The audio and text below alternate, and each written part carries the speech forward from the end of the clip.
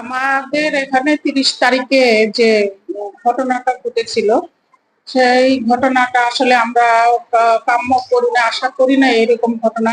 আমাদের স্কুলটা অনেক সুনামের, এই এলাকায় অনেক সুনাম আছে স্কুলটা, কিন্তু ওই 30 তারিখে যে হোসনেরা আপা, সাবেক প্রধান শিক্ষক, উনি যে এরকম ন্যাক্কারজনক এরকম ঘটনা ঘটাবে, এটা আমরা স্কুল কর্তৃপক্ষ, এলাকাবাসী, এখানে যাদের ছেলে মেয়েরা পড়ে, তারা কেউ এটা কামনা করে নাই।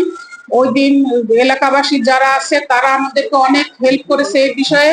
আমাদের বাচ্চাদের যাতে যে ক্ষতি না হয়, আমাদের স্কুলটার সুনাম যাতে নষ্ট না হয়, তারা এই বিষয়ে আমাকে যথেষ্ট হেল্প করেছে। আমি তাদের কাছে চিরকৃতজ্ঞ। আমি আশা করব সামনে যেন তারা আমার এই স্কুলটা সুন্দরভাবে পরিচালনার জন্য তারা যেন আমার সঙ্গে থাকে। আমি যথাসাধ্য চেষ্টা করতেছি আমার শিক্ষকদের নিয়ে স্কুলটা যাতে সুন্দরভাবে চলে। 14 তারিখে পদত্যাগ করার পর থেকে আমরা কিভাবে স্কুলটাকে উন্নতির দিকে নিব সেই দিকেই আমরা চেষ্টা চালাচ্ছিলাম। ওইভাবে আমরা স্কুলের সব পাঠ পরিকল্পনা করে, এগুলো বক্স সিলেবাস তৈরি করে ছাত্রীদের এগুলো ছাত্রীদের কাছে দেওয়া হয়েছে। অভিভাবকরা তারা দেখতেছে তার বাচ্চা এই 2 মাসে কি পড়বে, কোন দিন কোন ক্লাস থাকবে, সব বিষয়ে তারা এক নজরে সবকিছু তারা দেখতে পাচ্ছে। আমরা এখন এটাই আশা করব, সবারই যেটা কাম্য, একটা স্কুল প্রতিনিয়ত যেভাবে উন্নতির দিকে যায়, আমরাও সেইভাবে উন্নতির দিকে যেতে চাই।